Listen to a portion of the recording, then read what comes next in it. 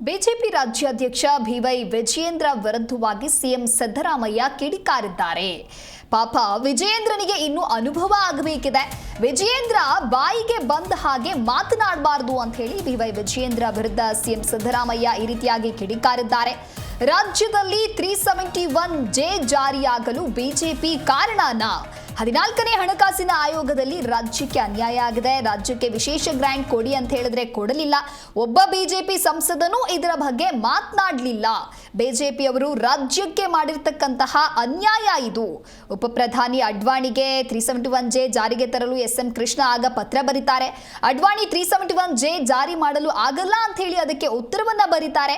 14ನೇ ಹಣಕಾಸಿನ ಆಯೋಗದಲ್ಲಿ ರಾಜ್ಯಕ್ಕೆ 80,000 ಕೋಟಿ ಅನ್ಯಾಯ ಆಯಿತು. ಇನ್ನು 15ನೇ ಹಣಕಾಸಿನ ಆಯೋಗದಲ್ಲಿ 11,495 ಕೋಟಿ ರಾಜ್ಯಕ್ಕೆ ಅನ್ಯಾಯವಾಗಿದೆ. ವಿಶೇಷ ಗ್ರಾಂಟ್ ಕೊಡಿ ಅಂತ ಹೇಳಿದ್ರೆ ಕೊಡಲಿಲ್ಲ. ಒಬ್ಬ ಬಿಜೆಪಿ ಸಂಸದನೂ ಕೂಡ ಈ ಕುರಿತಂತೆ ಮಾತನಾಡಲಿಲ್ಲ. ಬಿಜೆಪಿಯವರು ರಾಜ್ಯಕ್ಕೆ ಮಾಡಿರ್ತಕ್ಕಂತಹ ಅನ್ಯಾಯ ಇದು. ಪ್ರಧಾನಿ ಹಣಕಾಸು ಮಂತ್ರಿಯನ್ನ ಭೇಟಿ ಮಾಡ್ತೇನೆ, ಅದಕ್ಕಾಗಿ ದೆಹಲಿಗೆ ಹೋಗ್ತಾ ಇದ್ದೇನೆ ಅನ್ನೋದಾಗಿಯೂ ಕೂಡ ಬಿವೈ ವಿಜಯೇಂದ್ರ ವಿರುದ್ಧ ಸಿಎಂ ಸಿದ್ದರಾಮಯ್ಯ ಕಿಡಿಕಾರಿದ್ದಾರೆ. ವಿಜಯೇಂದ್ರ, ಇನ್ನೂ ಪಾಪ ರಾಜಕೀಯದಲ್ಲಿ ಇನ್ನೂ ಅನುಭವ ಆಗಬೇಕು ನಿನಗೆ. ಬಾಯಿ ಬಂದಾಗೆಲ್ಲ ಮಾತಾಡೋದಲ್ಲ, ಬಾಯಿ ಬಂದಾಗ ಮಾತಾಡಬಾರ್ದು. ವಿರೋಧ ಪಕ್ಷ ನಿಮ್ಮ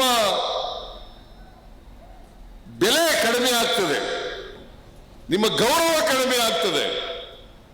ಇದನ್ನ ನೀವು ಅರ್ಥ ಮಾಡ್ಕೋಬೇಕು ಅಂತಕ್ಕಂಥ ಮಾತುಗಳನ್ನು ಹೇಳಲಿಕ್ಕೆ ಬಯಸ್ತಾ ಇದ್ದೇನೆ. ಇವತ್ತು 371(j) ಯಾರು ಮಾಡಿದ್ರು ಅದನ್ನ? 371(j) ಸಂವಿಧಾನಕ್ಕೆ ತಿದ್ದುಪಡಿ ತಗೊಂಡು ಸಂವಿಧಾನದಲ್ಲಿ ಕ್ಲಾಸ್ J ಸೇರಿಸಬೇಕಾದ್ರೆ ಯಾರು ಕಾರಣ? ನೀವು ಕಾರಣನಾ? ನೀವು ಕಾರಣನ? ಬಿಜೆಪಿಯವರೇ, JDS-ನವರೇ, ನೀವಲ್ಲ. ಇದಕ್ಕೆ ಕಾರಣ ಮಾನ್ಯ ಖರ್ಗೆ ಅವರು, ಧರ್ಮಸಿಂಗ್ ಅವರು, ಇತರ ಎಲ್ಲ ಈ ಭಾಗದ ಮುಖಂಡರುಗಳು. ಇವರು ಕಾರಣ ಹೊರತು ನೀವಲ್ಲ. ಕಾಂಗ್ರೆಸ್ನ ಮುಖ್ಯಮಂತ್ರಿಯಾಗಿದ್ದಂತ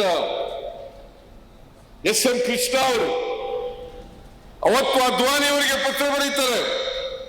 ಅದ್ವಾನಿ ಅವರು ಉಪ ಪ್ರಧಾನಿಯಾಗಿದ್ರು.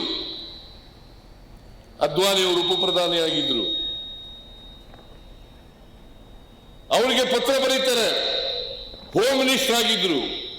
ಪತ್ರ ಬರೀತಾರೆ, 371 ಜಾರಿ ಮಾಡಿ, 371 ಸಂವಿಧಾನಕ್ಕೆ ತಿದ್ದುಪಡಿ ತಗೋಬರ್ರಿ, 371(j) ಮಾಡಿ. ವಿಜಯೇಂದ್ರ,